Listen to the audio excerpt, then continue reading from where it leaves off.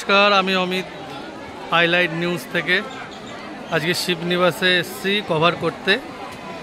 তো প্রচণ্ড মানুষের ভিড়, শেষ সোমবার শ্রাবণ মাসের। আপনারা দেখুন,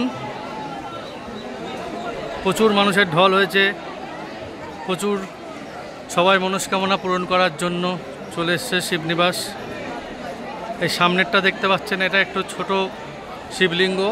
আর রাজরাজেশ্বর যেটা ওই বড়টা, ওই পিছনে যেটা দেখতে পাচ্ছেন সেটা ওই বড় মন্দির।